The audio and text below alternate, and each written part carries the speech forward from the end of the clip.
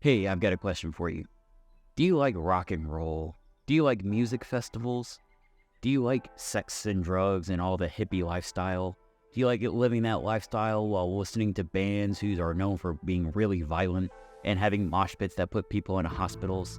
Because if so, then the music festival for you is Woodstock 99, where it's got the hippie vibes with the violence of 90s thrash metal and new metal. And it is probably one of the hugest music dumpster fires to have ever happened. And that's what we're talking about today, because why not? It's really fun. A lot of the stuff I'm going to be talking about here, I've gotten from a couple documentaries. One's on Netflix, one's on HBO Max. They'll be put right here. I don't remember what they're called off the top of my head. And if that sounds fun to you, then hey, why not watch this video? It's going to be a lot of fun. I think you'll like it. Bit of a warning though. This gets really dark, like really fast. So if you don't like darkness, if you don't like hearing about people being attacked at a music festival and peace and love vibes just kind of going out the window, maybe watch something else. If not, we're gonna move on. Ready? Okay. So for anyone that doesn't know about Woodstock, at least the original Woodstock Festival, it was held back in 1969, and it was probably the most iconic and pivotal moment of the hippie counterculture movement of the 60s.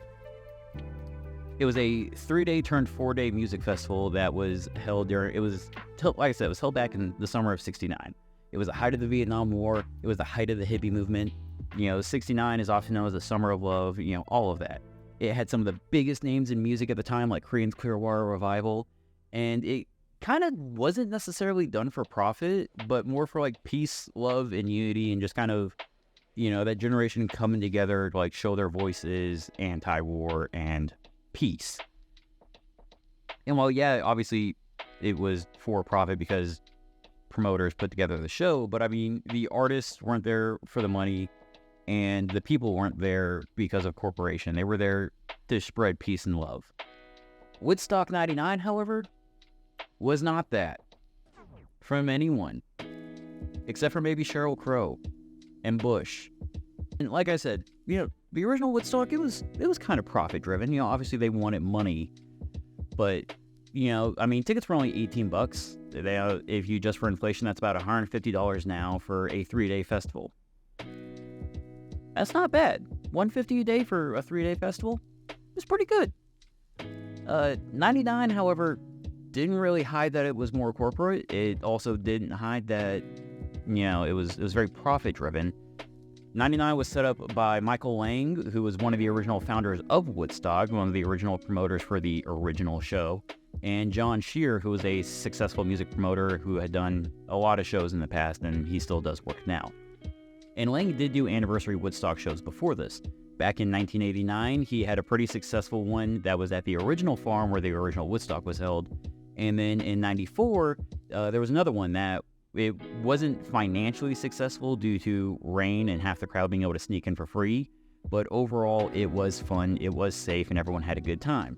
So they wanted to kind of recapture that, but without the shortfalls of people getting in for free, because again, he's a music promoter.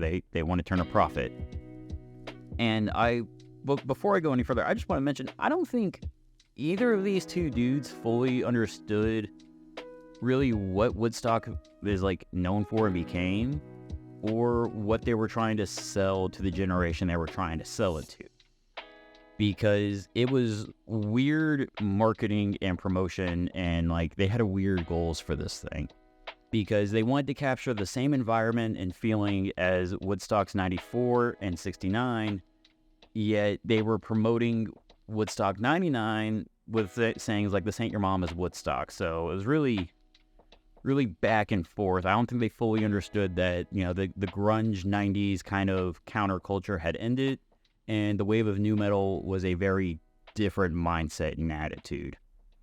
And they had a lot of corporate sponsors. JBL did a lot of the speakers. You had Converse and Budweiser were big promoters for the event. MTV was very heavily involved. They were basically doing a live show the entire time. They had constant coverage throughout the entire weekend. They did a pay-per-view event, so even if you weren't able to actually go to the show, you could just pay to watch it. They charged vendors like $500 a day. Everything was also incredibly overpriced. I mean, the tickets were $150 pre-sale. Adjusted for inflation, it's about $270 in today money. That's a day. That's $150 a day. And $180 at the door, so about $330 at the door a day. To put in perspective for you, buying 3 tickets for Woodstock 99, so like a ticket for each day, at the door would have cost you about $1,000 before taxes and fees. Just to get in. That's not counting for, food, water, merch, like a t-shirt or anything like that. That's just $1,000 to get into the door.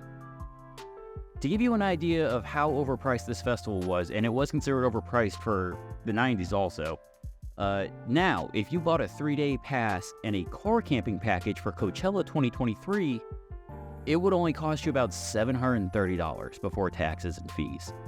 At least that's based off the chart I saw on Coachella's website. And like I said, everything was overpriced. From my understanding, they had a deal with a local food vendor who was just terrible by the 3rd day, but we're going to get more into that. Like I said, everything was overpriced. Water was being sold for $4. Beer was also being sold for $4. You're 20-something, you're going to spend $4 on beer, or you're going to spend $4 on water. You do the math. Food was overpriced. Obviously it's merch booths at a concert, so it's going to be expensive. That's a given. No one really cared. The venue was also a pretty weird choice. It's like I said, they had promoted this as it was going to have a very peace and love and hippie vibe. So they held it at Griffiths Air Force Base in Rome, New York, because it had a large chain link fence that was, quote, more defendable. There are other reasons, which, in all honesty, made sense from a business perspective, was because setting it up on the base cut a lot of costs on things like setting up a medical facility, a sleeping area, clearing an area for vendors, food and hygiene stations. They didn't really have to build the infrastructure for all that. They could already just use what was in place. They didn't have to worry about running water because they had water lines. They had power lines. They didn't have to set up a lot of the infrastructure. It was just there. They also really liked that there were large chain link fences that were not easily broken into. However, they also realized that large chain link fences weren't exactly, a good feeling. So they put up a bunch of art on the fences. So they were self-aware enough to know that, the vibe was not right at the base. And after everything was done, they're getting set up. The stages were being built. Tickets were being sold. Bands are booked.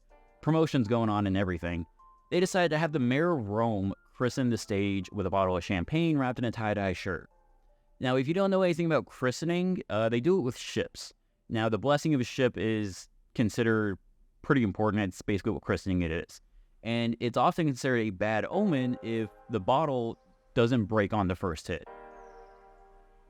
The christening of Woodstock 99 did not break on the first hit. And that is what we call foreshadowing. So Friday rolls around, everyone is coming in, and, the security or peace patrol, as they were called, they were already kind of saying that this was going to end bad because they were taking everyone's stuff. I mean, they let people bring in sleeping bags and, pillows and stuff like that. But they took food, they took water, they took their chairs. And bear in mind, this is a festival that was held in July on a flight line, with the average temperature being around 95 degrees most of all 3 of these days. And yeah, that's kind of a bad precedent. Like I said, water was sold at the event for $4 a pop. And now this is where we get into the Lang and Sheer will have different justifications for what they did at this show. You're going to be hearing me, because both were interviewed and asked a lot of questions, and both kind of gave weird answers. Now, Lang used the argument about the cost of water of they had worked with the health department and offered plenty of free water. They had, and they did. They had several stations where you could refill your water, bathe, brush your teeth, shower, everything like that. We're going to come back to that, though.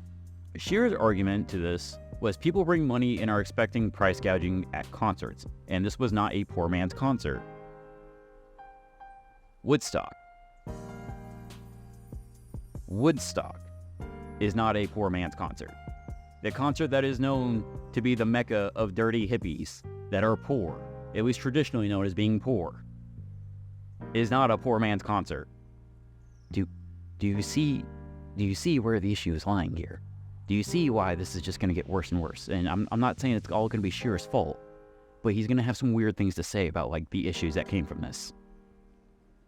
Also, going back to that water, the porta potties quickly overflowed because you had, 250,000 people at this festival. And between the overflowing toilets and people getting impatient, waiting for, the water refill stations and places to wash their hands and all that, they just kind of started breaking water pipes. So to like get quick access. To the point where you had kids within the first 24 hours rolling around in what they thought was mud, but was really human waste.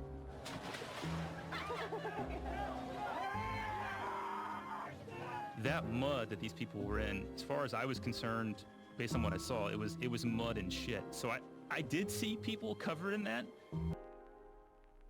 So there's your first start. And like I said, Lang was working with the health department. They got water samples. We're going to come back to those water samples, though.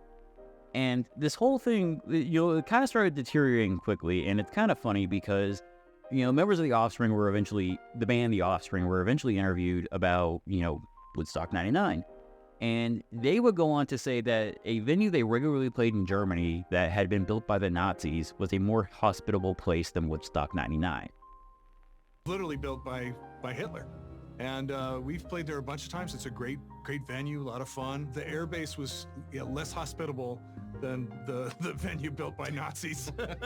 There is irony in that somewhere, and I think that really says like what kind of place they built here. But it's fine because, all this is fine because they didn't take any of the drugs. And there were a lot of drugs, like a lot of drugs.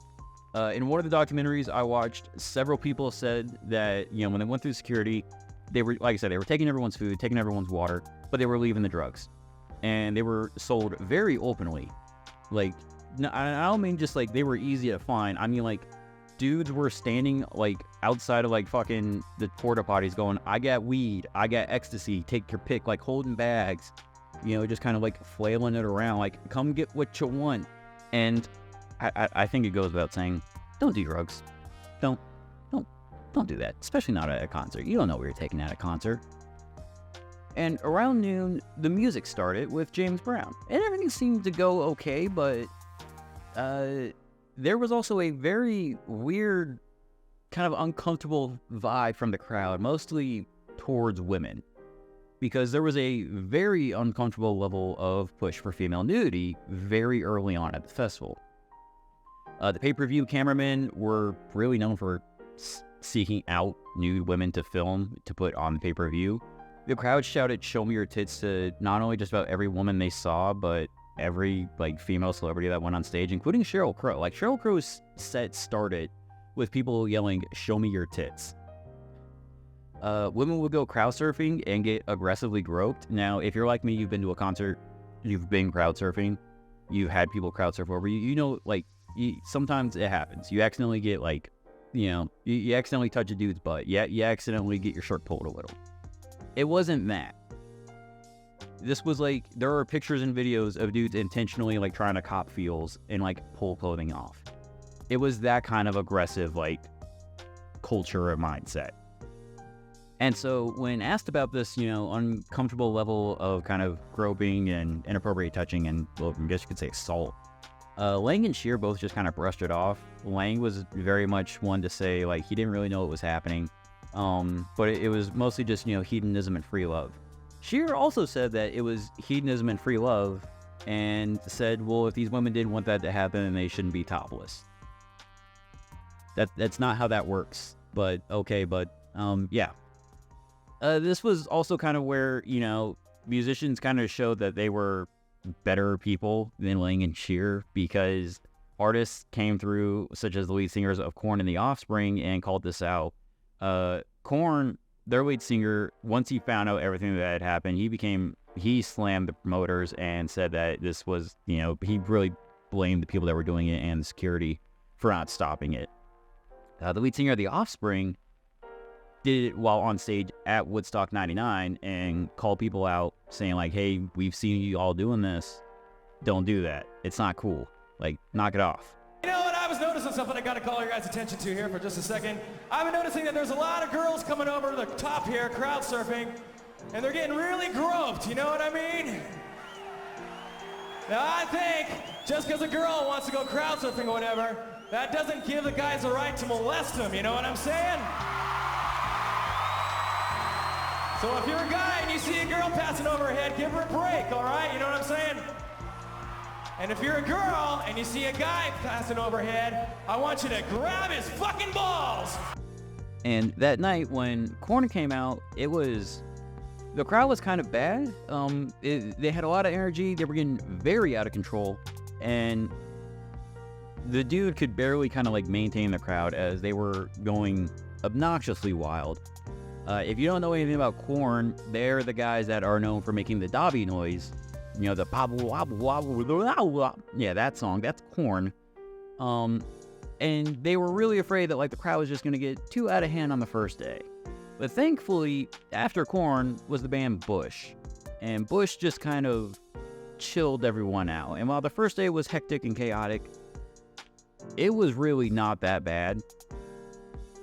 To give you an idea, you know, nothing super chaotic happened. Like you had the early outliers what the issues were going to be, but you know, nothing got burned down. No one died. Hell, Moby, another musician that played at the festival, would go on to say that as soon as he got to Woodstock, he could tell it was going to be a violent event based on the frustration of the crowd after only 6 hours. But at the time, it was just frustration. There was nothing else. By the start of the second day, the infrastructure really started to collapse. The porta potties, they kind of went from just a little gross, little overflowing, to completely unusable. There were piles of trash, just masses of trash, and yeah, they had hired subcontractors to deal with those things, but they just weren't doing it. Just weren't doing their jobs. You know, the guys were at the festival. They're like, well, I'd rather, you know, go watch Rage Against the Machine than clean out a porta potty, which, I mean, I don't blame them. Music-wise, Saturday started with Waylon Cliff and Kid Rock, the same man that would later be asked for political advice on things like North Korea by the president, and shoot Bud Light. Surprisingly, the only issue during his set, aside from having to listen to Kid Rock music, was the heat and the start of people passing out from heat exhaustion. And so, speaking of the heat, remember, these people are on a flight line. So it's a lot of concrete. Concrete likes to absorb and reflect the heat. In the middle of the summer, with no shade. And the options being price gouged and dirty water. Or price gouged beer. You're 23, at a festival. Do you want beer or water? By late Saturday afternoon, the crowd started to turn on MTV. This dealt really more with the culture of a lot of people didn't like MTV, or like the guy who ran TRL, I can't remember what his name is. Mostly due to the fact they saw them as sellouts because they stopped promoting bands like Limp Bizkit, Kid Rock, Rage Against the Machine, and, you know, so-and-so. And they started pushing more stars like Backstreet Boys, Britney Spears, Christina Aguilera. So they were seen as like sellouts to pop. It stopped being for the older kids, started being for the little kids. And once the crowd started to turn, you had Rage Against the Machine perform. And, you know, yeah, Rage, they had the right message for someone to play Woodstock. You know, unity, equality, you know, freedom of oppression.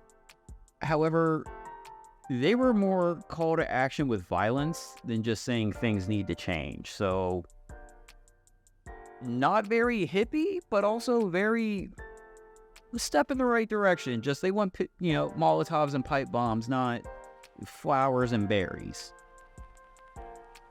And the crowd just get more energetic, more hyped. You hear a man say "fuck you," I'm gonna do what you tell me. You're gonna get motivated. And then by the time Limp Bizkit went on, things really started to fall apart. The crowd was a lot more tired because they were the second to last band to play. They were very drunk.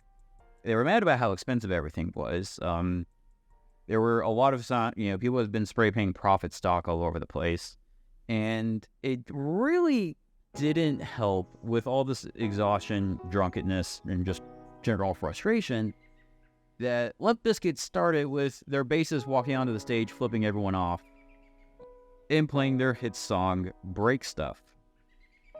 Yes, the very hippie, very peace Woodstock 99 had a band perform whose biggest hit was called Break Stuff. How many people here ever woke up one morning and just decided it wasn't one of those days and you're gonna break some shit? Well, this is one of them days, y'all, where everything's fucked up. All that negative energy. All that negative energy. And let that shit out of your fucking system.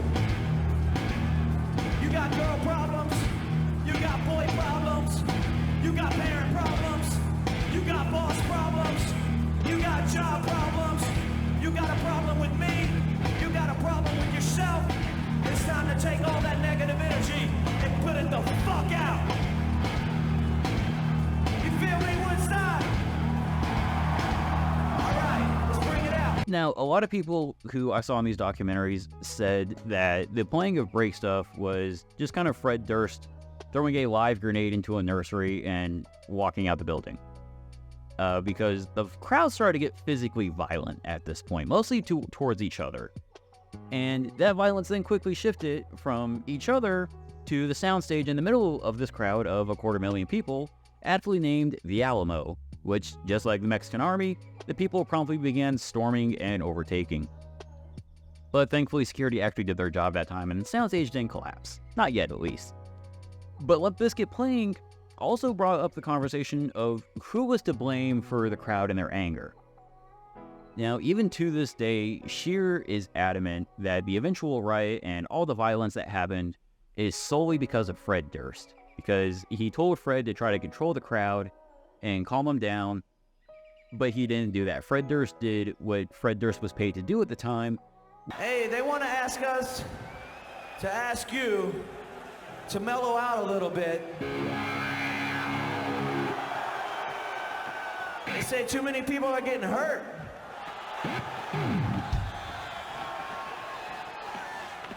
Don't let nobody get hurt.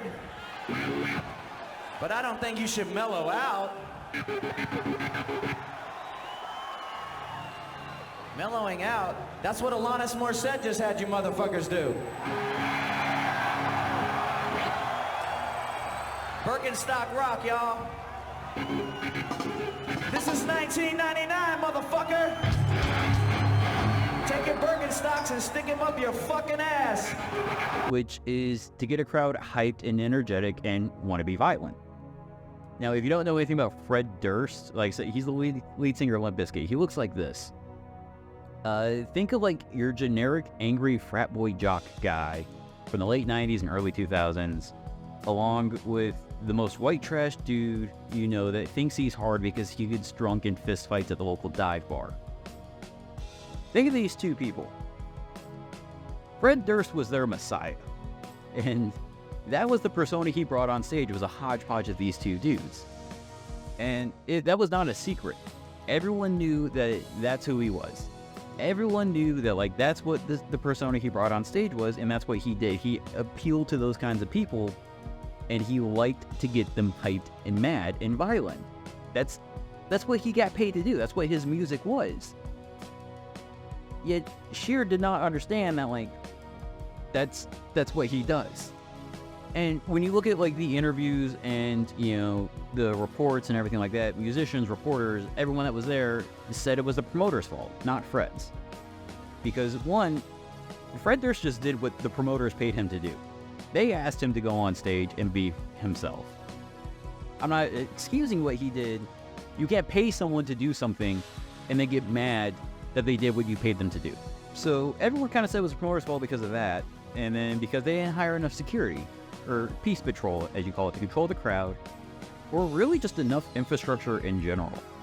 And speaking of the peace patrol, they were just terrible. Most of them were local 20-something-year-old college dudes that wouldn't have been able to afford to go to the concert anyway. They were the same demographic of people that were being sold at the concert, and that was it. They were understaffed, and those who they did have just didn't care. They, had maybe, I think it was like 400, not even 400 security guards for 250,000 people. And what little guards they had just did not care. They were taking food and water at the gate, bribes to ignore the drugs. One guy admitted in an interview that he sold his security shirt to a random dude, telling him it could get him backstage. They weren't stopping the sexual harassments or assaults, both the regular and the sexual kind. And so that was also a huge pivotal moment of like why this all fell apart, is there was no one to control it all. But getting back to the bands, after Limp Bizkit, you had Metallica next. And they were also very known for their peace and love, because Lars Ulrich once went on record and said, "Fuck Napster." But while Metallica was the last band for the second day, the show wasn't over. Because, you had the big stage, right? You had a few smaller stages that smaller bands played at also. And then inside of the hangar, there was a rave going on. Now, and it seemed like a pretty average rave. A lot of drugs, a lot of sex, it was a rave. I don't know. I don't go to raves. That was until Fatboy Slim's set. And bear in mind, Fatboy Slim, who I have never heard of before this, but that is a cool name. I think DJs need to bring back names like that. He was the big draw for the rave. He was the headliner for it. And during his set, someone drove a van into the hangar, full of people. Somehow no one got hurt. I don't know how, but no one got hurt when this van got driven in there. Now, Fatboy, he stopped the show. He told everyone, like, no, you gotta get the van out of here. We can't go anymore. It's just too dangerous. The crowd got mad at that, naturally, because he's throwing off the energy and the vibes. It's not hippie, not rave-induced vibes. So Fatboy Slim left. They started to get mad at him, so he dipped. And it just wasn't a safe area. When AJ Sribnik, I mispronounced his last name, he was the director of the rave, he started going through the crowd and get to the van to try to get it out of there. When he got to it, he found that the driver was just completely out of his gourd. He was on a mix of drugs and alcohol. And in the back was a grown man with a teenager who they were not full. I'm sure you can figure out what happened. Being probably the only decent senior person on this hellscape of a staff and shit show of a concert, AJ called the paramedics and got her to a hospital. However, he did say in the interview where he reflected on this that he doesn't know what happened to the man, if he got arrested, if he ran away, or what. So, he did the right thing, but not everyone got the justice they deserve, probably.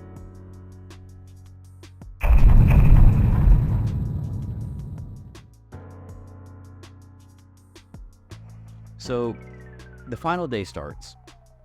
A press conference is held, and they're doing press conferences every day. And during the Sunday morning press conference, everything from Saturday was downplayed. The Limp Bizkit, the rave, a man had died during Metallica's set.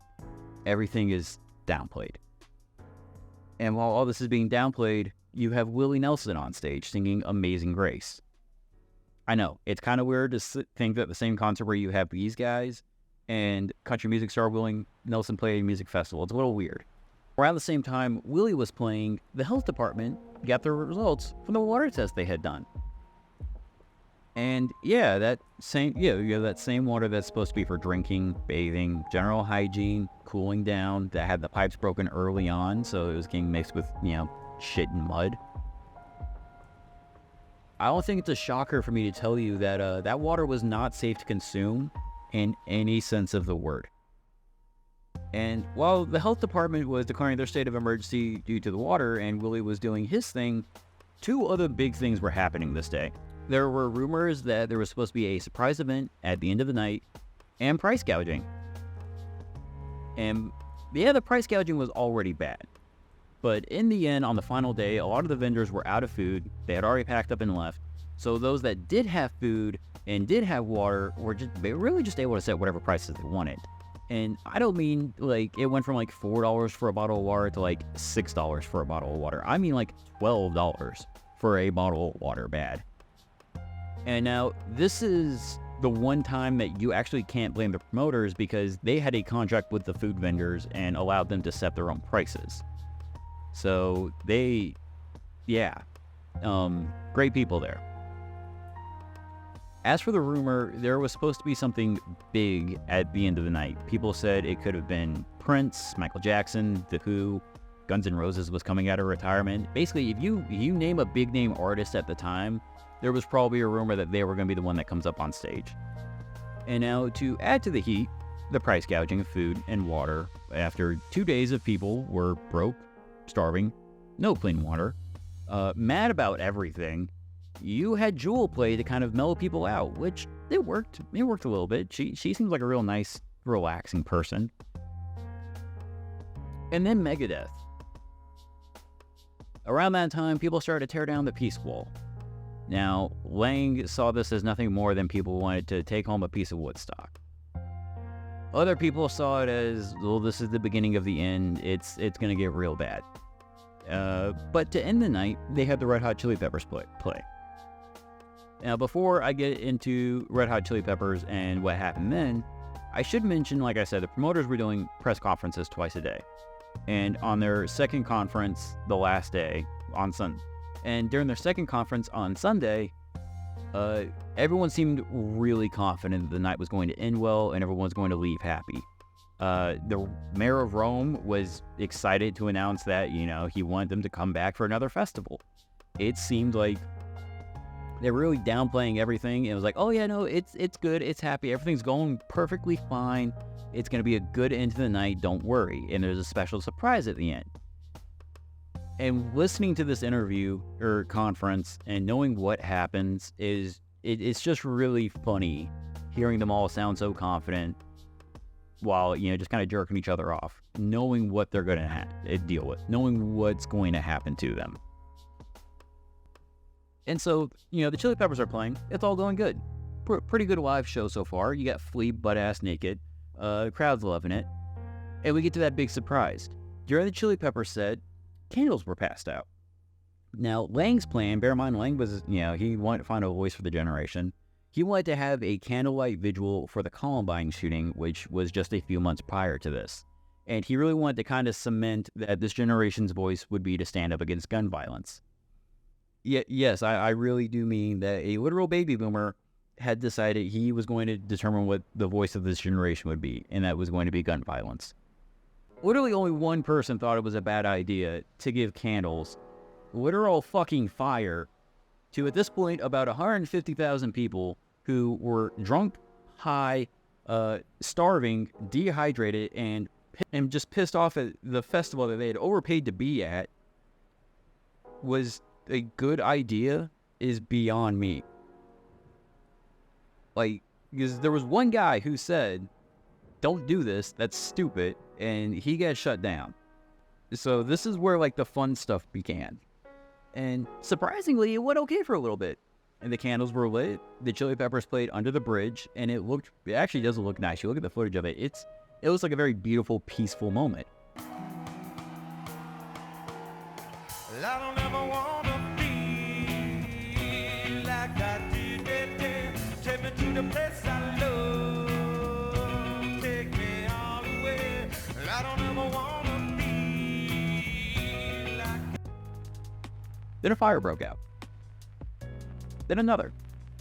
Then several big fires broke out. The fire department was on scene. Lang went to go get them, but they refused to go out because they were scared of the large, violent crowd that was lighting fires. And it kind of add insult to injury because the Chili Peppers had left stage once the fires broke out. Shear got them to go back onto the stage to kind of calm the crowd, get them to relax and everything. They decided to play Fire by Jimi Hendrix, which is a song about burning everything down. And that's when things get, not so chill really fast. And whatever peace and love was still there just kind of got thrown out of the window going 90 miles an hour. As, everyone realized that the Chili Peppers were done. And the show was over. And for whatever reason, I couldn't possibly be, because of, every issue I have laid out for you. It could have possibly been because of how people were treated and what they were deprived of. Mob mentality kind of took over and people started throwing things into fires.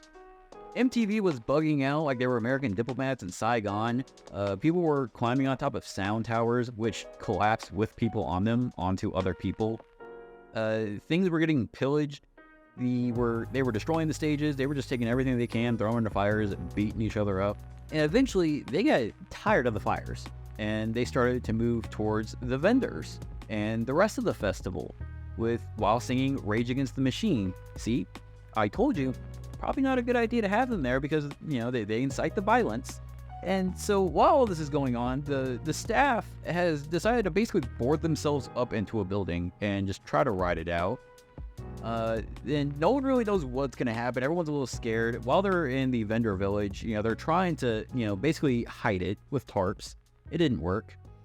ATMs were broken. Money was taken. Merch was taken. Production, trailers with propane tanks were being lit on fire and exploding, and everything was falling apart. But thankfully, before everything got too bad, the state troopers and National Guard had arrived with riot gear and began quelling the crowd. Following the riot, a press conference was held where, again, everything was downplayed. You look at videos and pictures, and it looks like a natural disaster site or a war zone. Take your pick.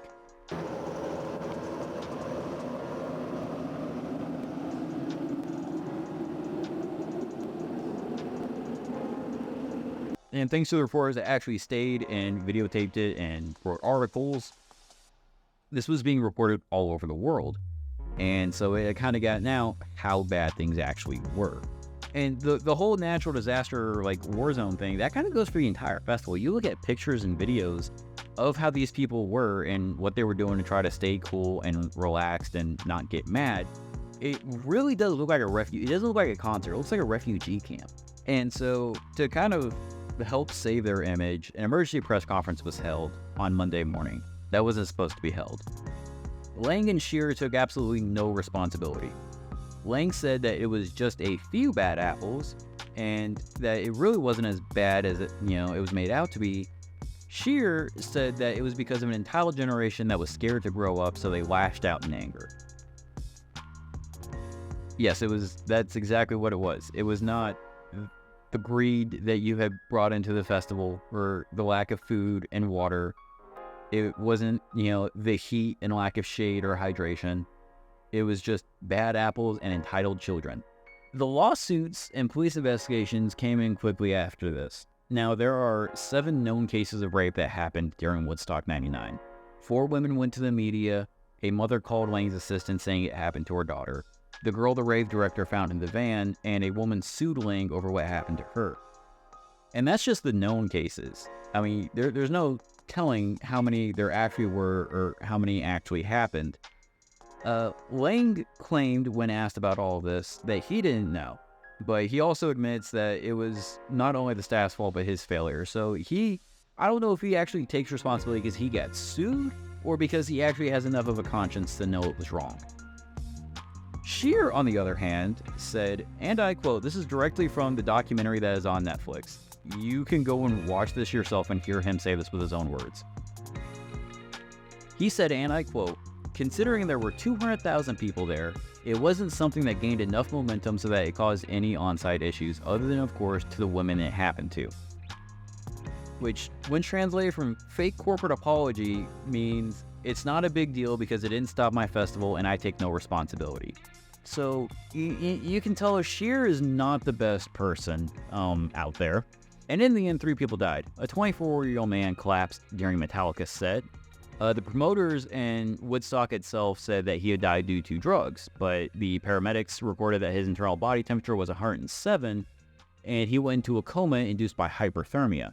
If you don't know, hyperthermia is the opposite of hypothermia, where instead of the extreme cold, it's from extreme heat. Now, his mother did eventually sue the Woodstock brand for a lack of water and medical facilities. It's my understanding that they settled out of court and she basically got her just desserts. A 44-year-old man had also passed away on Friday due to heat exhaustion, and a 28-year-old woman was hit by a car while trying to leave the concert. In the end, over 5,000 medical cases were reported. Several lawsuits were filed against the city of Rome, New York, which in the end, they had only pocketed about $200,000 from the money the city made for the show. After all the backlash and the reports and everything like that, a lot of musicians came out. Like I said, the lead singer of Korn has been very adamant that it was a tragedy what happened to the people here.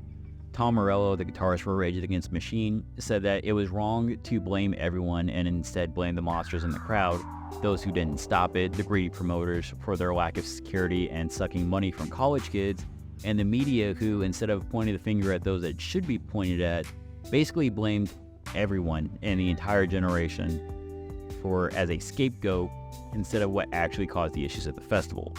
And in the end, there was never Woodstock again. Lang tried to get one going in 2019 for the 50th anniversary, but literally everyone got flashbacks to 99 and said no, so he couldn't secure funding.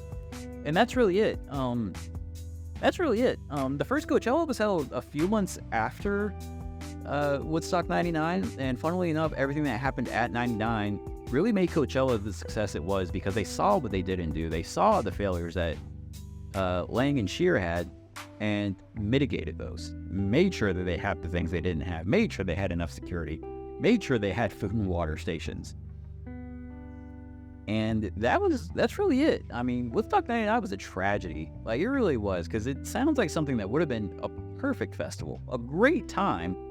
But really, I think it comes down to, you had two dudes who were, they were baby boomers. They were probably in like their 40s or 50s at the time, who didn't really understand Gen X, dudes that were in their 20s in the 90s. They didn't really understand the culture. They didn't really understand, the mindset or what, the generation's voice or ideology, whatever have you was. And instead thought that they could just recapture the glory days of their youth when they were their age with another Woodstock.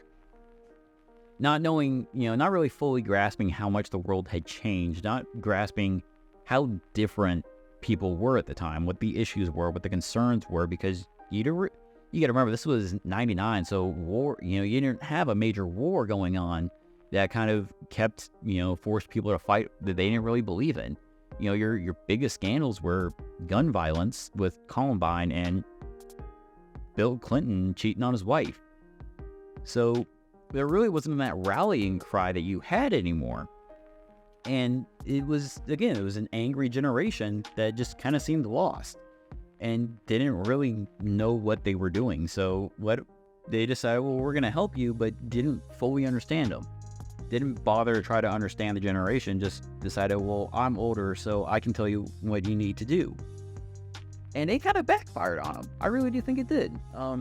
Doing something like Woodstock now, I don't think it would go as bad, but I also don't think it would, they want to recreate the original Woodstock, and I don't think you'll ever be able to recreate that. That was just the perfect blend of a cultural mindset that has never really resurfaced in a large form since. And I don't think it ever will, but I might be wrong. I'm just kind of rambling at this point, so I'm going to end it here.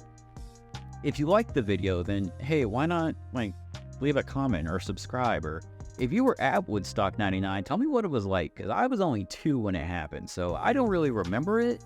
I just have my parents telling me how much of a disaster they saw it was on TV. I hope you have a good day. Why not watch some of my other stuff? If you've been subscribed, I'm sorry it took so long to get a video out. Life has been very hectic. I love y'all. I hope you have a good day. Take care of yourself and drink water, but make sure it's not overpriced festival water. I love you. Bye-bye.